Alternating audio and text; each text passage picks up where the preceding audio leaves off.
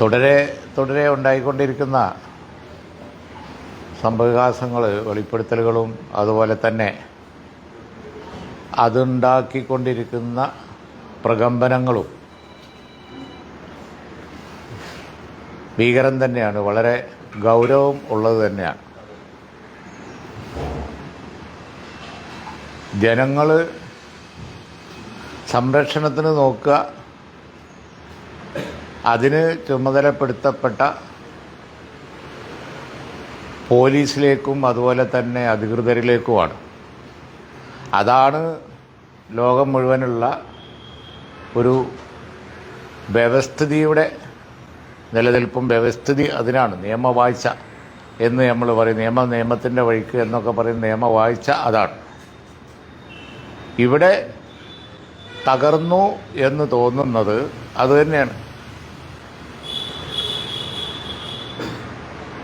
Police തന്നെ കുറ്റാരോപിതരാകുകയാണ്. അതും സാധാരണ ഏതെങ്കിലും ഉണ്ടാവുന്ന ഒരു കുറ്റത്തിൽ പക്ഷം പിടിച്ചു അല്ലെങ്കിൽ അതുപോലുള്ള സംഗതികളല്ല, നേരിട്ട് ക്രൈമിൽ ഇൻവോൾവ് ചെയ്യുകയാണ്.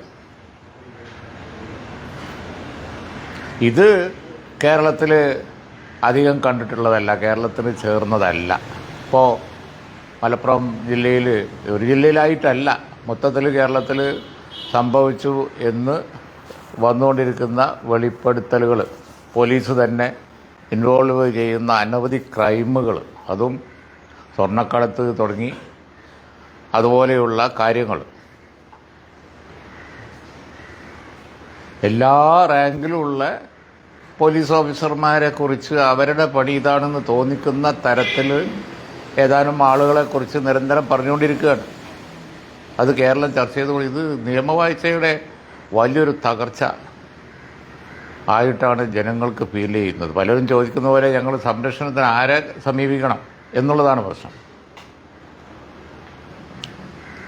ഈ ഇപ്പോൾ വെളിപ്പെടുത്തൽ ഒരു ഭരണകക്ഷി എം എൽ എ വെളിപ്പെടുത്തി എന്നുള്ളത് അല്ല, പക്ഷേ വെളിപ്പെടുത്തലിലൂടെ എന്ത് പുറത്തു വന്നു എന്നുള്ളതാണ് പ്രധാനം. ആ വന്ന കാര്യങ്ങളൊക്കെ ജനങ്ങളെ സംബന്ധിച്ചിടത്തോളം പ്രധാനമാണ്. അതുകൊണ്ട് തന്നെ പ്രതിപക്ഷത്തെ സംബന്ധിച്ചിടത്തോളം അത് സുപ്രധാനമായ വിഷയങ്ങൾ തന്നെയാണ്.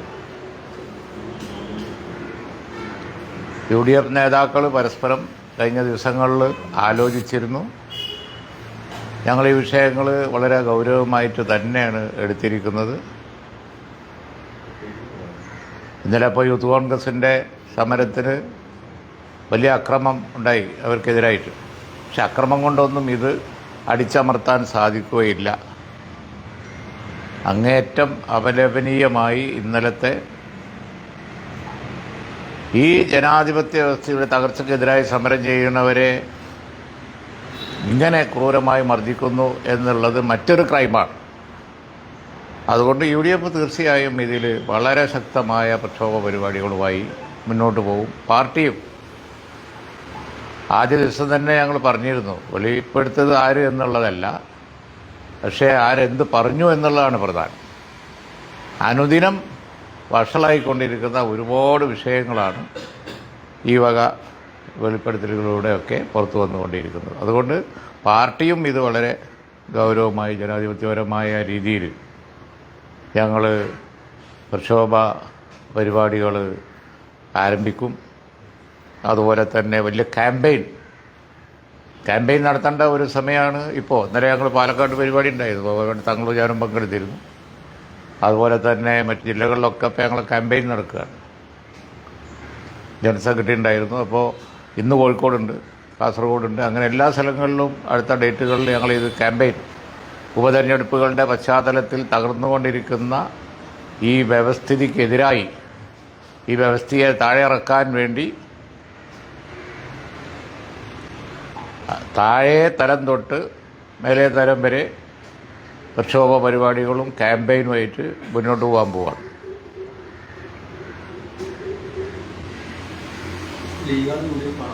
ലീഗും UDF-ഉം ലീഗ് വേറെ നടത്തും.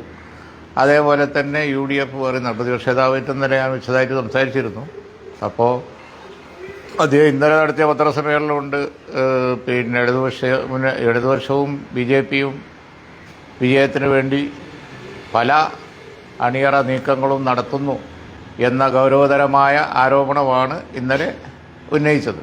അതുകൊണ്ട് അപ്പോൾ അത്തരം കാര്യങ്ങളൊക്കെ ഒരു മതേതര രാജ്യത്തിന് തന്നെ ചേർന്നതല്ല. അതുപോലെ ഇപ്പോൾ ഇന്ത്യ മുന്നണിയുടെ ഒരു അപ്രോച്ചിന് ചേർന്നതല്ല.